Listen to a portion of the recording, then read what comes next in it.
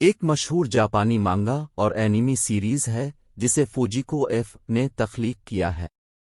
یہ series Doraemon نامی ایک روبوٹک بلی کی مہم جوئی کی پیروی کرتی ہے جو نوبیتا نوبی نامی نوجوان لڑکے کی مدد کے لیے 22 صدی سے وقت کے ساتھ واپس آتی۔ یہ سلسلہ پہلی بار دسمبر 1969 میں جاپان میں شائع ہوا اور اس کے بعد دنیا بھر کے متعدد ممالک میں اس کا ترجمہ اور شائع کیا جا چکا ہے۔ ڈوریمون کی کہانی نوبیتا نوبی کی زندگی کے گرد گھومتی ہے، جو ایک نوجوان لڑکا ہے جو مسلسل غنڈہ گردی کا شکار ہوتا ہے اور اسکول میں اس کے گریڈ خراب ہوتے ہیں۔ ڈوریمون 22 صدی کی ایک روبوٹک بلی کو نوبیتا کے پڑپوتے نے اپنی قسمت بدلنے کے لیے وقت پر واپس بھیجا۔ ڈوریمون مختلف قسم کے مستقبل کے آلات سے لیس ہے جسے وہ نوبیتا کو اپنی مشکلات پر قابو پانے اور اپنی زندگی کو بہتر بنانے میں مدد کرنے کے لیے استعمال کرتا ہے۔ ڈوریمون سیریز کے سب سے مشہور عناصر میں سے ایک مستقبل کے گیجٹس کی وسیع اقسام ہے جو ڈوریمون کے پاس ہے۔ ان میں سے کچھ گیجٹس میں کسی بھی جگہ کا دروازہ شامل ہے جو صارف کو فوری طور پر کسی بھی مقام پر جانے کی اجازت دیتا ہے، اور ٹائم کلات جو کسی بھی چیز کو اس کی اصل حالت میں مرمت بحال کر سکتا ہے۔ دیگر مشہور گیجٹس میں بیمبو کاپٹر شامل ہے جو کہ ایک چھوٹا ہیلی کاپٹر ہے جسے ٹوپی کے طور پر پہنا جا سکتا ہے، اور اسمال لائٹ جو صارف کو پوشیدہ بنا سکتا ہے۔ سیریز اپنے مزاحیہ عناصر کے لیے مشہور ہے اور یہ اکثر مزاحیہ طریقوں سے گیجٹس کا استعمال کرتی ہے۔ یہ سلسلہ دوستی، خاندان اور اپنے مقاصد کے حصول کے لیے سخت محنت کرنے کی اہمیت جیسے سنجیدہ موضوعات سے بھی نمٹتا ہے۔ ڈوریمون اور نوبیتا کے درمیان تعلق سیریز کا ایک مرکزی موضوع ہے۔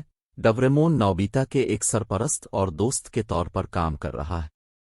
یہ سلسلہ اپنے منفرد آرٹ سٹائل کے لیے بھی جانا جاتا ہے جس کی خصوصیت اس کے گول اور پیارے کرداروں اور سادہ پس منظر سے ہے۔ سیریز میں سائنس فکشن عناصر پر بھی بہت زور دیا گیا ہے۔ ڈوریمون کے گیجٹ سیریز کا ایک بڑا حصہ ہے۔ ڈوریمون سیریز کو کئی اینیمی اور لائیو ایکشن فلموں کے ساتھ ساتھ ویڈیو گیمز میں ڈھالا گیا ہے اور جاپان میں ثقافتی آئیکن بن گیا ہے۔ اس سیریز کو دنیا بھر کے شائقین کی طرف سے بھی پذیرائی ملی ہے اور متعدد زبانوں میں اس کا ترجمہ کیا گیا ہے۔ ڈوریمون کو تجارتی سامان کی مختلف شکلوں میں بھی نمایاں کیا گیا ہے، جیسے کھلونے، کپڑے اور نمکین۔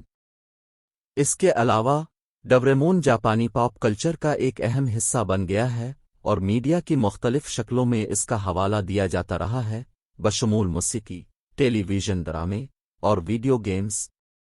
یہ سلسلہ متعدد علمی مطالعات کا موضوع بھی رہا ہے۔ اسکالرز اس کے موضوعات اور مقبول ثقافت پر اثرات کا جائزہ لیتے ہیں۔ اس سیریز کو اس کے مثبت پیغامات اور بچوں اور بڑوں دونوں کو اپیل کرنے کی صلاحیت کے لیے بھی سراہا گیا ہے۔